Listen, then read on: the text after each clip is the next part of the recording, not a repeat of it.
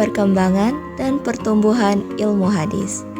1. Zaman Nabi Muhammad Sallallahu Alaihi Wasallam. Prinsip-prinsip ilmu hadis pada masa Rasulullah Sallallahu Alaihi Wasallam sampai masa Khulafaur Rasyidin adalah verifikasi, bersikap hati-hati dalam menerima dan menyampaikan riwayat, serta pemberlakuan sumpah. Dalam periode Nabi Muhammad SAW ada 4 periode periwayatan hadis. Yang pertama, periwayatan hadis Nabi dengan lisan. Pada masa Rasulullah, hadis belum mendapat perhatian serius seperti Al-Quran. Para sahabat mencurahkan tenaga dan waktu mereka guna mengabadikan ayat-ayat Al-Quran, tetapi tidak demikian halnya dengan hadis. Bahkan adanya larangan penulisan hadis selain Al-Quran. Sejak adanya izin dari Rasulullah, Abdullah bin Amr bin As menulis dan mencatat dengan baik apa saja yang disabdakan oleh Nabi SAW. Catatan hadis yang beliau tulis tersebut diberi nama As-Sahifah As-Sadiqah. Yang kedua, periode menulis dan membukukan hadis secara resmi. Segala sesuatu yang telah dikumpulkan dan dihimpun oleh ulama pada zaman Imam Az-Zuhri dikenal sebagai awal pengumpulan hadis ke dalam bentuk kitab secara resmi. Pada abad kedua sampai abad keempat Hijriah, setelah mengumpulkan hadis, tibalah masa keemasan dalam upaya penyeleksian hadis-hadis Nabi, diiringi dengan lahirnya disiplin ilmu hadis. Kemudian yang ketiga, periode penyeleksian hadis. Memasuki awal ketiga Hijriah, para ahli hadis menyeleksi, menyaring, dan menyisihkan hadis-hadis dari segala sesuatu yang berhubungan dengan fatwa-fatwa sahabat dan tabi'in. Ulama pada masa pertengahan abad 3 Hijriah sangat tekun dan bersungguh-sungguh dan berupaya menyeleksi dan menyaring hadis sahih, hasan, dan do'if.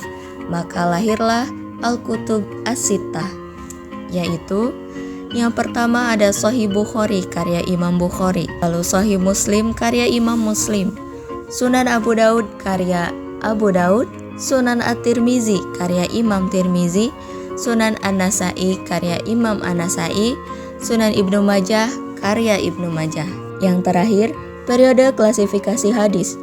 Pada abad keempat Hijriah ini menjadi salah satu abad pemisah antara ulama mutaqaddimin dan ulama mutaakhirin. Ulama mutaqaddimin berusaha menemui sahabat dan tabi'in dalam menghimpun hadis-hadis Nabi. Sementara ulama mutaakhirin berusaha menukil dan mengkritisi sejumlah kualitas hadis dari kitab-kitab yang telah disusun oleh sejumlah ulama mutaqaddimin. Sebagai contoh, kitab Nailul Autor sebagai syarah atas kitab Muntaqo Al-Akbar karya Muhammad bin Ali Al-Syaukani tahun 1172 Hijriah sampai 1250 Hijriah. Setelah zaman Nabi Muhammad SAW, muncullah abad 2, 3, dan 4 Hijriah. Tahapan-tahapan perkembangan dan pertumbuhan ilmu hadis dari permulaan penyusunannya sampai sekarang menurut Dr. Nuruddin Itr dibagi menjadi 7 tahapan, yaitu tahapan kelahiran ulumul hadis, tahap penyempurnaan, pembukuan ulumul hadis secara terpisah, penyusunan kitab-kitab induk dan penyebarannya, tahap kematangan dan kesempurnaan pembukuan ilmu hadis atau ulumul hadis, tahap kejumudan atau kemunduran, dan tahap kebangkitan kedua. Munculnya kitab ilmu hadis pertama kali diprakarsai oleh Al-Qadli Abu Muhammad Al-Ramanur Muzi wafat 360 Hijriah yang dianggap sebagai pelopor pertama melahirkan disiplin ilmu hadis dengan karyanya yaitu Al-Muhadis Al-Fasil Baina Ar-Rawi wal-Wa'i. Zaman ketiga yaitu abad modern. Pada awal abad modern disebut juga periode kebangkitan kedua pengkajian ulumul hadis yang ditandai dengan munculnya karya Jamaluddin Al-Qasimi wafat pada tahun 1332 Hijriah yang berjudul Qawaid Al-Tahdits min Funun Mustalahul Hadis. Adapun karya lain yang mengikuti perkembangan dan pertumbuhan disiplin ilmu dan kajian Islam lainnya. Salah satunya adalah kitab Taisir Mustalah Hadis karya Mahmud Tohan. Muncullah ilmu hadis di Indonesia.